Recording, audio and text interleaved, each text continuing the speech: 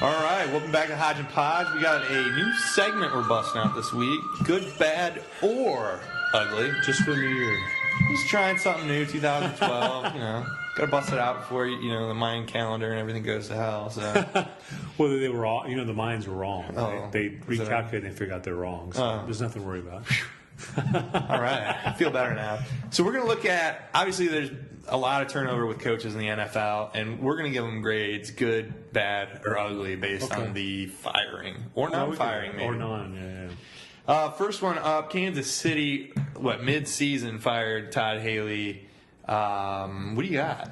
I think this is bad. I mean, Haley takes you to the playoffs the year before. Basically, the whole, the team gets a ton of injuries. Or Charles gets out with the running back.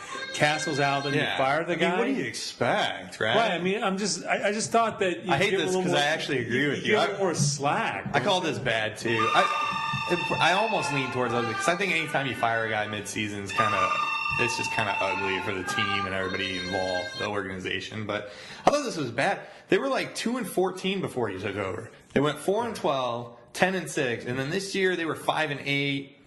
Almost 500. But like you said, they were decimated with injury. I mean, I feel like you really got to give a guy at least 3 years, right? I mean, he had 2.5. I think some of these owners, they turn people. They don't look at the good franchises like the Steelers and some of these people keep these coaches for a while.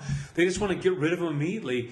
Give them a chance. You had a down year, Takes okay? A while, yeah. Right. I mean, give them some slack. But anyway, I was a little surprised. Yeah. All right. Another one. The Miami Dolphins fired Sperano mid-season as well. I think this is bad. I mean, this is bad. You know why I think it's bad? Because the way he was treated. You had the owner going behind his back, talking to candidates before the season. I mean, you set the guy up for failure. So you're on the team, and the owner's going behind the coach's back, talking to coaches. It's like a self-fulfilling prophecy. And I only say it's bad because I think he was treated poorly. I kind of like your argument. I went with good because I think that the team had been pretty bad for a while, or right around mediocrity. There had been so much discussion about whether he was going to lose his job. He's on the hot seat. Is he gone? Is he staying? Is he gone? I mean, it seemed like for 5 weeks during the season, they kind of thought, well, he's going to be fired after this game. I kind of felt like it was good just to move on. Yeah, because the way they treated him during the offseason. Yeah, that's why I said you kind of swayed me a little bit with your argument. Prophecy. So I might. I hope he finds another job. I might be able to lean towards. I hope the he finds side another on job. that one also. But the next one we have is Jack Del Rio, the Jacksonville Jaguars. So they let him go. I had ugly on this one because the guy was there for 9 seasons. His record wasn't great, 68-71, but he did take him to the playoffs. And to me, it was ugly because it was like, hey, we changed owners. Hey, we're firing the coach. And it was like all at once. It was but the team was playing poorly. But they didn't have much of a team. But Gerard got let go, and they got Gabbard in there. Gabbard wasn't going to do MJD. anything. I don't know. MJD. If it was, he was a bright spot. But if it was Del Rio's call to pick Gabbard, then let him go because I don't think Gabbard's going to be that good. But if it was the GM that made that call, I would have gotten rid of the GM over Del Rio. I think it was a good call to get rid of him. I think he wasn't. I think he wasn't winning. He had a shot. I think. I'm not a big fan of middle of the year too. I think it was a good call getting rid of him. All right. Just recently, St. Louis Rams let go to Spagnuolo. This is a good call. You think it's a good call? Yeah, it's a good call. The guy was his record was 10-25 or something at the time he was there. I mean, you got Bradford in. I mean, they had some weaknesses on defense, but he's supposed to be a defensive coach, and the defense is playing horribly. I mean, I think it was. Well, sometimes I don't want to chicken or egg it, but sometimes your defense doesn't look that good on paper with stats because your offense isn't doing anything. Look, they lost Bradford this year. I mean, that's crucial. Last year, Steven Jackson was out for half the season. I mean, I don't want to make excuses, but in the time that he was there, I mean, he really only had 2 years with a decent team, and he went 7-9, and then this year was a drop. And I'll admit, this year was definitely a drop. But with Bradford being out, I mean, you can't. You just don't see any hope there. You just don't see any hope. I think this is. I think it was bad to let him go. I think if you give him another 2 years, I think it's going to be totally revitalized. See, I think the difference between this and Haley and the Chiefs, you saw some hope. They made the playoffs. You felt good about it. You didn't have hope last year. They went 7-9. They almost won the NFC West. Oh, yeah.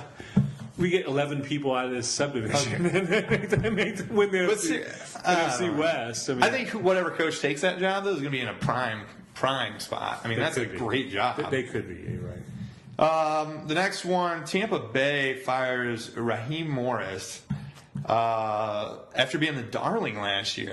He's lost 10 straight games. I think this was ugly because they lost 10 straight. And the team gave up. The team played like they got blown out. I mean, watched some of those games. They had to be the team that got beat by 40 points the most this year. I mean, they were giving up points, and this is a defensive. I mean, it was ugly. Unfortunately, he needed to go because he's a bright guy. Yeah, he seemed like a good guy, and they had that really. It's tough in that division, though, too. I mean, I wouldn't want to take over the Saints job. or the Falcons. Yeah. That's tough. But, yeah, I think it was ugly. To go from why being is it coach of the year. To go from coach of the year you think it was to. A mistake? I don't think it was a mistake. Well, so how is it ugly? It's just ugly because the guy's. I think he's a good guy, and I think he's a good coach. I think it was just. I'm a good guy, but they're not hiring me for the NFL. I mean, come on. Well, if it was you, I'd put you down as ugly too. I mean, does that make you feel better? I don't know. It kind of touched me right there, honestly. It made me feel good. All right, next we're moving on. I'm talking about non-firing now. San Diego Chargers are sticking by Norv Turner. This is ugly. Fire the guy. It's over with. You got this is ugly. I would fire him. I got this is bad. Every year we go into this they underachieved last 3 years. He's on the hot seat every year. It's terrible. They come out.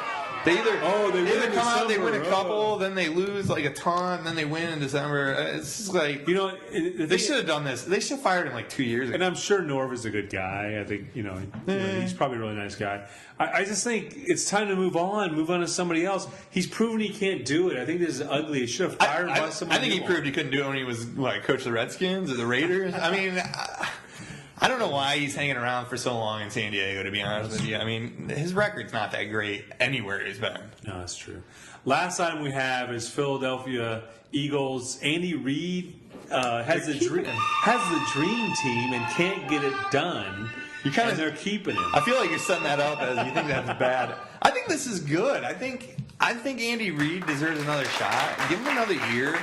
They didn't have OTAs. They didn't have a lot of time to devote to the free agents, and they made a run towards the end where they started to win some games. I think he has a right. Yeah. I think they're 5 games out of playoffs. I think they're doing the right thing, bringing him back another year. Now they might want to make some change as a defensive coordinator. I think we had a couple defensive coaches that just got let go, so you might want to pick them up. But I think it's good for Philly. I think it's good for Andy Reid. I think they got a shot next year to be a pretty good team. Actually, I think it's good too. I think the guy's proven himself. I mean, he hasn't won a Super Bowl, but I think that's a modern era thing where you put this level. You got to win a Super Bowl or you're out. He's had a hugely successful time at Philadelphia, and you can say we didn't want to. But I mean, he's been competitive. They have a good team every year. He's had a down year. This is good. Keep him. Let him keep building the program. I think he'll reward you. So I think this was a good idea. All right. Well, I guess that's the end of our good, bad, or ugly. It's kind of hard to differentiate bad and ugly, but we're doing the best we can. Norv Turner was ugly. All right, thanks for watching. All right, thanks.